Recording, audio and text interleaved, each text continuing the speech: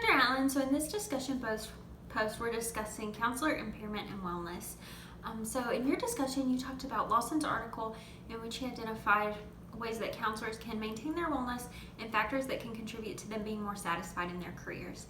So some of these ways were maintaining a good work-life balance, reminding yourself of why you love your career, remaining centered in your spirituality, and keeping perspective on your clients and on your professionalism.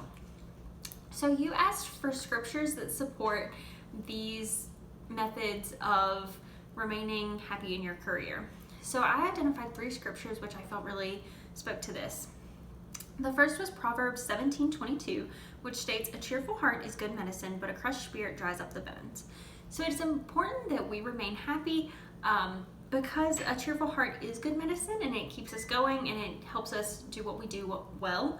And if we don't have that, then we will just become dried up and we are more likely to become impaired as a counselor.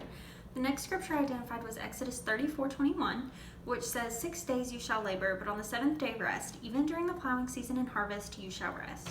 So this scripture really speaks to how important rest is for everyone. The Bible specifically tells us that we need to be giving ourselves 1 day to rest, not to work.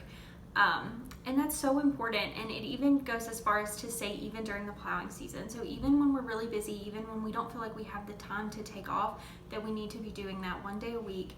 And that's to maintain ourselves, and as a counselor it's so important to maintain yourself so that you can be the best you can for your clients. The last scripture that I identified was Matthew 11:28-29, which says, "Come to me, all you who are weary and burdened, and I will give you rest. Take my yoke upon you and learn from me, for I am gentle and humble in heart, and you will find rest for your souls." So this really speaks to that line about remaining centered in spirituality for counselor wellness. If we, bring our problems to God and we are trusting in Him, then we will feel better. We will feel more rested than if we're trying to carry those burdens all by ourselves through life.